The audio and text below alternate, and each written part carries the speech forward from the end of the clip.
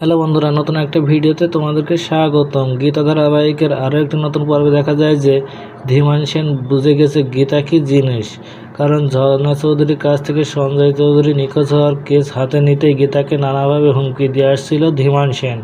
ধীমান সেন ভেবেছিল অগ্নিজিৎ মুখার্জিকে দিয়ে নিজের পুত্রবধূকে মানে গীতাকে পরাজিত করবে সে, কিন্তু গীতা তো আর সহজে হেরে যাওয়ার মানুষ নয়। সঞ্জয় চৌধুরী নিখোঁজ হওয়ার কারণ এবং কে মামলার মূল হোতা সব সামনে নিয়ে আসছে গীতা। আর গীতার এমন সাহসী কাজ দেখে ভয় পেয়ে যায় ধীমান সেন। আর ওদিকে অগ্নিজিৎ মুখার্জি তো ধীমান সেনকে বলেই দিয়েছে যে গীতাকে কোনোভাবে হারাতে পারবে না সে। অগ্নিজিৎ মুখার্জির কাছে এমন কথা শুনে ভয় পেয়ে যায় ধীমান সেন, আর সে সিদ্ধান্ত নেয় সঞ্জয় চৌধুরীকে গীতার কাছে ফিরিয়ে দিয়ে নিজের ভুল স্বীকার করবে সে। আর সে গীতাকে ফোন করে সব খুলে বলে সে, আর সব শুনে গীতা বলে, ঠিক আছে, আপনি আগে সঞ্জয় চৌধুরীকে ফিরিয়ে দিন, বাকিটা আমি পরে দেখে নেব। এরপর ধীমান সেন সঞ্জয় চৌধুরীকে গীতার কাছে ফিরিয়ে দেয় আর নিজেকে যাতে জেলে যেতে না হয় সেজন্য গীতার কাছে অনুরোধ করে ধীমান সেন।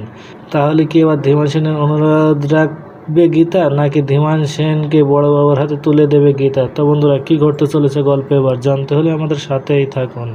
ধন্যবাদ।